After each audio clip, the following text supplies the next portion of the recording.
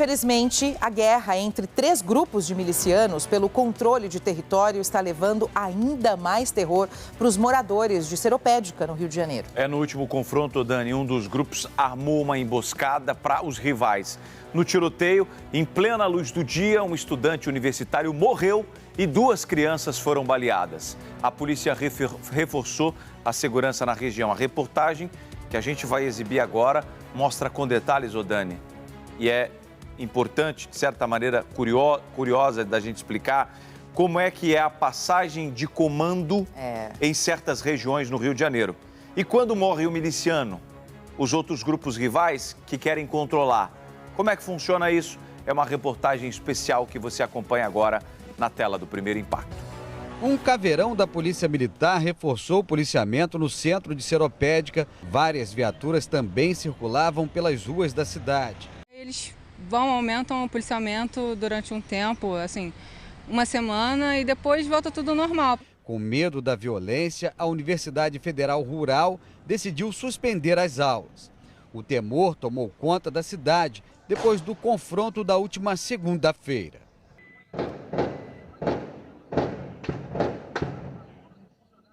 O tiroteio aconteceu em plena luz do dia. Um estudante universitário morreu e 2 crianças ficaram feridas depois de serem atingidos por balas perdidas. 2 suspeitos foram presos. Edson Jaci da Silva de Aquino foi baleado e está internado sob custódia. Já Kleber Barbosa dos Santos estava em uma farmácia, armado, e foi preso em flagrante. Eles seriam integrantes da milícia comandada por Gilson Ingrácio de Souza Júnior, conhecido como Juninho Varão. De acordo com as investigações, a guerra em Seropédica envolve 3 grupos paramilitares. Criminosos da quadrilha de Juninho Varão, integrantes do grupo de Luiz Antônio da Silva Braga, o Zinho, e um terceiro bando, chefiado por Jefferson Araújo dos Santos, conhecido como Chica, que recentemente se aliou aos traficantes do 3º Comando Puro. O tiroteio de segunda-feira foi mais um capítulo desta guerra. O bando de Varão teria sofrido uma emboscada. O grupo recebeu uma informação falsa de que rivais estariam realizando cobranças no comércio. Chegando lá, a quadrilha foi surpreendida e atacada por criminosos que aguardavam escondidos no centro da cidade. Os confrontos em Seropédica ficaram mais violentos a partir de outubro de 2020, quando 12 milicianos foram mortos por agentes da Polícia Rodoviária Federal e da Polícia Civil. As investigações apontaram que eles eram ligados ao miliciano Danilo Dias Lima, o Tandera. Em 2020, Tandera e Wellington da Silva Braga, o Eco, comandavam as 2 principais milícias do Rio.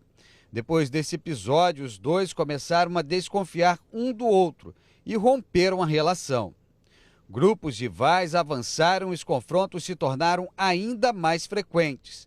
Segundo este pesquisador, com a morte de Eco em 2021 e a rendição de Luiz Antônio da Silva Braga, o Zinho, em dezembro do ano passado, a situação se agravou ainda mais. Aí se fragmenta tudo e agora você tem vários grupos disputando esse território, por isso que ficou muito mais incontrolável, imprevisível e violento. O professor também denuncia que estudantes e moradores precisam pagar taxas para criminosos, até para a realização de festas e comemorações.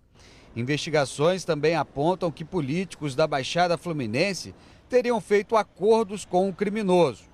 Em março de 2022, o atual prefeito de Seropédica, professor Lucas, foi flagrado reunido com milicianos da quadrilha de Tandera.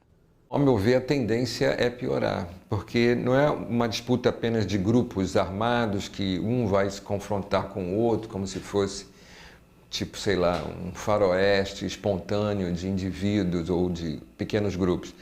Há uma interação dessa estrutura armada com dimensões econômicas e políticas daquele território.